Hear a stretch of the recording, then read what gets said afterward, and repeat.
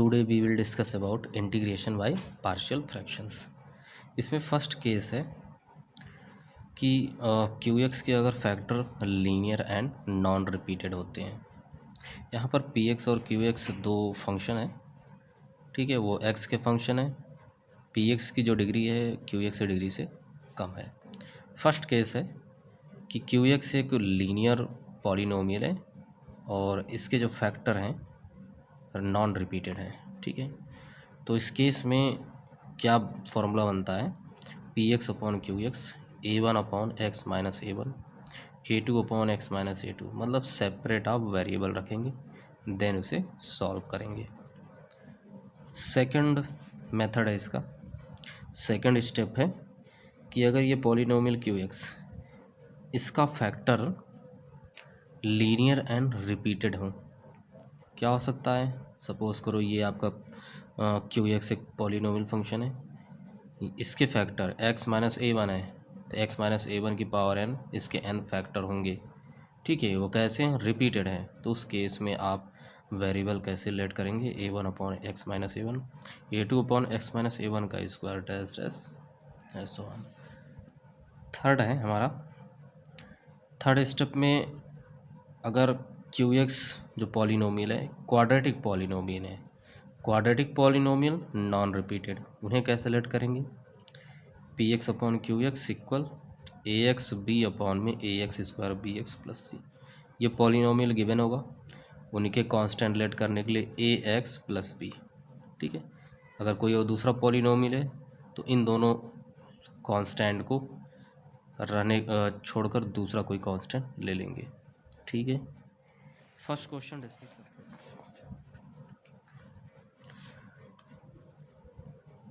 First question है x upon में cos x one plus cos x D X, ठीक है। ये फर्स्ट एग्जाम्पल है, अच्छे क्वेश्चन है।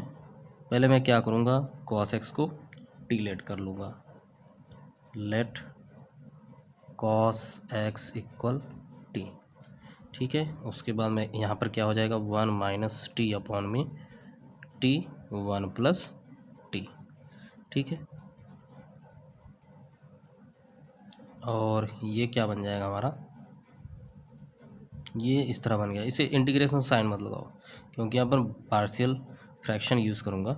अब वन माइनस टी, इसे भी रहने दो, one minus t upon t one plus t, इसे पार्शियल फ्रैक्शन से फैक्टराइज कर ले।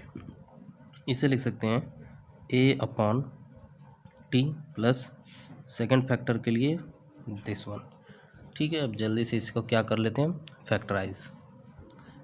क्या है कि यहाँ पर डिनोमिनेटर में तो ये क्वांटिटी आने वाली है, तो A multiply one plus T होंगे प्लस बी मल्टीप्लाई टी, और left hand side one minus T होंगे, ठीक है।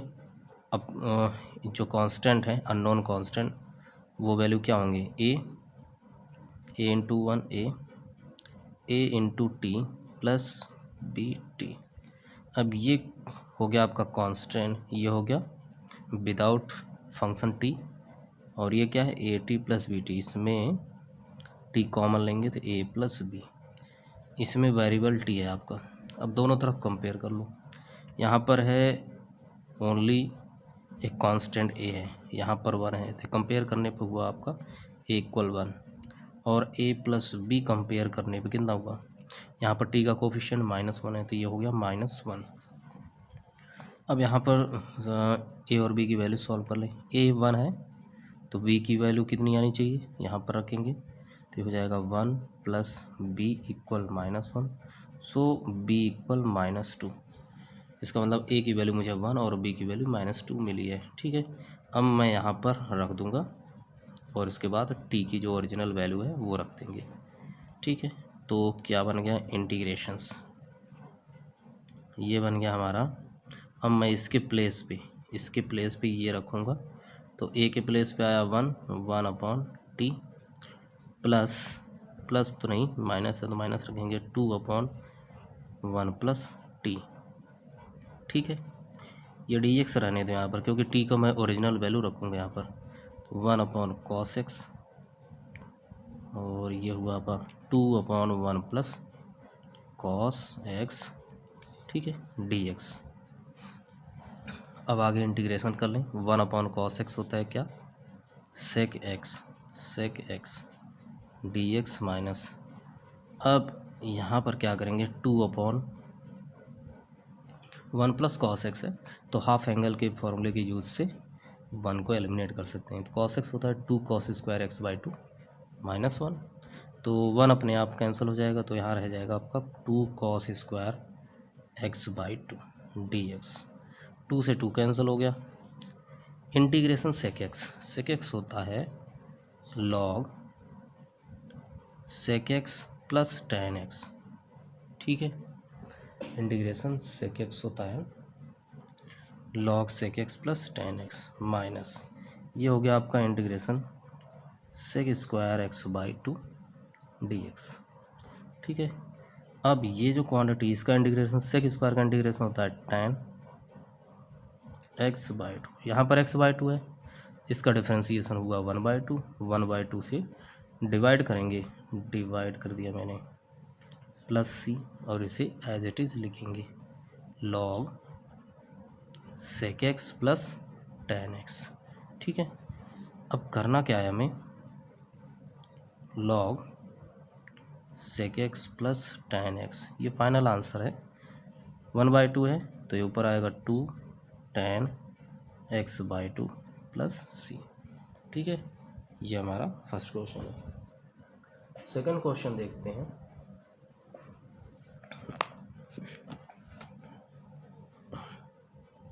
Question number second, integration sign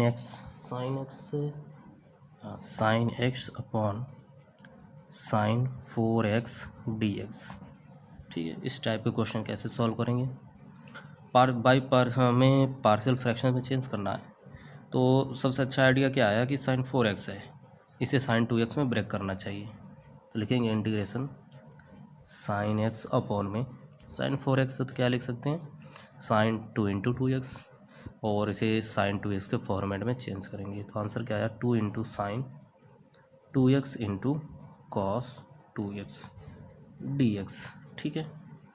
अब आगे देखें, साइन एक्स है, साइन एक्स हुआ अपॉन में साइन 2x है, तो फॉर्मूला यूज़ करेंगे 2 इंटू साइन, अब यहाँ पर साइन 2x ऑलरेडी 2 आएगा तो यहाँ पर 4 कर लो, sine x into cos x into cos 2x, ठीक है।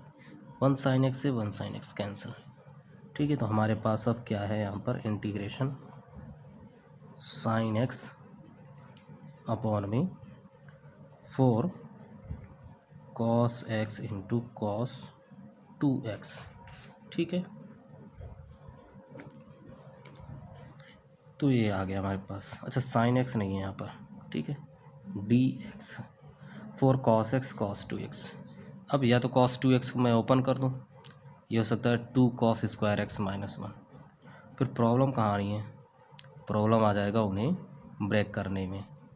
सो बेटर ऑप्शन क्या है कि हम इसे चेंज कर दें, बाई पार्शियल फ्रैक्शन में चेंज करना ही है, लेकिन थोड़ा सा यहाँ पर मॉडिफिकेशन करना होगा। हम यहाँ करेंगे कॉस को स्क्वायर बनाएंगे, क्यों बनाएंगे, क्योंकि कॉस 2x में एक फॉर्मूला होता है 2 कॉस स्क्वायर एक्स माइनस 1, इसकी वजह से इसको हम कॉस स्क्वायर बनाएंगे। बनाने के लिए ऊपर नीचे कॉस एक्स से मल्टीप्लाई, कॉस एक्स अपॉन में ये हो गया cos square x cos 2x D X, ठीक है।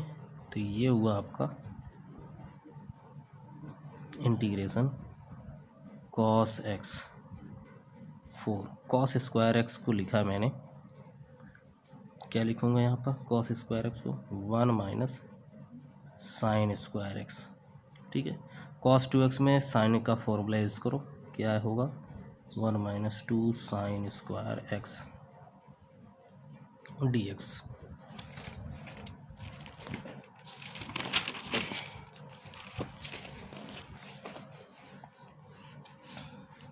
ठीक है।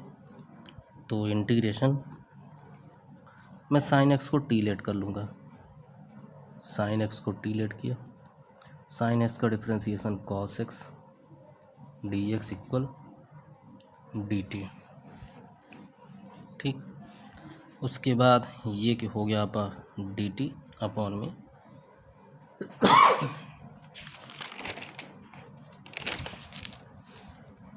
Four one minus T square, ये हो गया आपका 1 माइनस 2t स्क्वायर।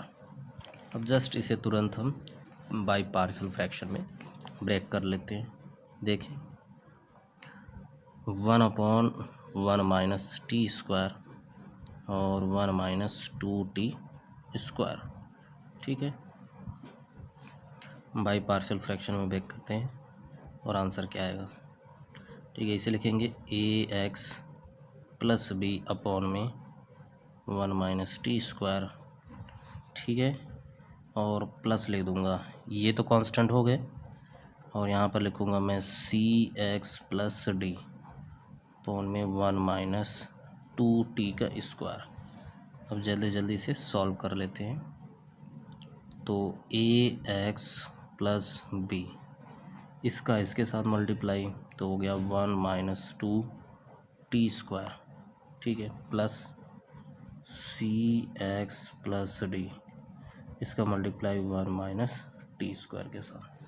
ठीक है, अपॉन में ये चीज़ें हैं, ये इसके साथ कैंसिल हो जाएंगी तो 1 आएगा। ठीक है, अब क्या करते हैं हम यहाँ पर ए एक्स प्लस बी, अब एक्स और एक्स नहीं, एक्स हमें लेट नहीं करना होगा क्योंकि टी है तो टी चाहिए यहाँ पर वेरिएबल।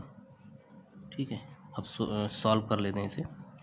ए टी है तो इसमें मल्टीप्लाई कर लो, 1 का मल्टीप्लाई इनमें करो तो हो गया A T plus B, minus 2t square का मल्टीप्लाई दोनों में करो तो क्या हो जाएगा minus 2at cube, minus 2t का स्क्वायर का मल्टीप्लाई इसमें माइनस 2bt स्क्वायर। ठीक है, प्लस 1 का मल्टीप्लाई कर दो इसमें C T plus D, minus T square का मल्टीप्लाई कर दीजिए तो ये हो जाएगा माइनस सी टी क्यूब, और ये हो गया कितना माइनस, ये हो गया आपका डी टी स्क्वायर। अब यहाँ पर देखो बेटा, यहाँ पर सिंगल टी वाले टर्म्स को एक साथ कर लो, सिंगल टी यहाँ पर है, सिंगल टी यहाँ पर है, तो ये हो गया ए प्लस सी टी आ गया। ठीक है, और टी स्क्वायर वाले टर्म एक तो है माइनस 2bt स्क्वायर, एक तो यहाँ है, तो माइनस टी स्क्वायर में कॉमन ले लूँ तो यहाँ हो गया 2b प्लस डी। अब टी क्यूब वाले टर्म्स यहाँ पर हैं, ये हो गए दोनों ही माइनस में है तो माइनस टी क्यूब में कॉमन लूँगा, यहाँ पर क्या आ गया 2a। ठीक है, प्लस सी, 2a प्लस सी। ठीक है, अब रह गए इसमें कांस्टेंट, कांस्टेंट वाले टर्म b और d हैं, तो ये हो गया b प्लस डी। ठीक है, सॉल्व कर लो, b प्लस डी कंपेयर करेंगे तो b plus d equal 1, T का कोई कोफिशिएंट नहीं है तो 0 होगा, तो a प्लस सी इक्वल 0, बाकी के सभी 0 होंगे। 2b plus d equal 0, 2a plus सी इक्वल 0। ठीक है, b प्लस डी इक्वल 0। ठीक, अब हमें क्या करना है कि a और c इक्वल 0 है, a के प्लेस पे c रखो, तो यहाँ पर a और c, जब a प्लस सी 0 है तो इस इक्वेशन से a इक्वल माइनस सी मैं लिख सकता हूँ, a इक्वल माइनस सी लिखूँगा तो यहाँ पर होगा माइनस सी, ये इक्वेशन क्या बनेगी minus 2c plus C equal 0 implies that ये भी 0 होगा, ये 0 तो ये a की वैल्यू 0।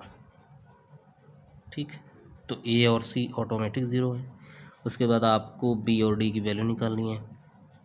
अब यहाँ देखो बेटा b प्लस डी, ठीक है, यहाँ पर टी क्यूब है, b प्लस डी ये कांस्टेंट है, यहाँ तो 1 मिनट, ये तो हो चुका है, इसको लिखने की कोई ज़रूरत नहीं है, b प्लस डी 1 है और a प्लस सी तो हो चुका है, b प्लस डी ज़ीरो है, ठीक है।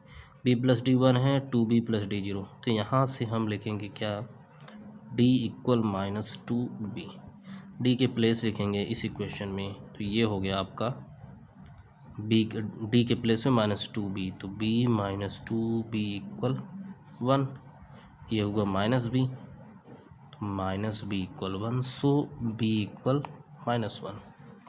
अगर b माइनस 1 है, अगर b माइनस 1 है तो b यहाँ रखोगे तो पॉजिटिव हो जाएगा, ठीक है। तो d इक्वल माइनस 2b है, तो माइनस 2 इंटू माइनस 1, ये आ गया आपका प्लस 2।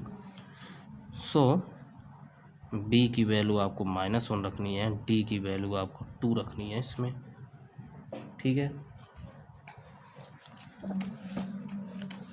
देखो अब सॉल्व कर लेना है इसमें, ये इक्वेशन है हमारा, इसको रखेंगे उसमें, इंटीग्रेशन 1/4 को बाहर कर देते हैं।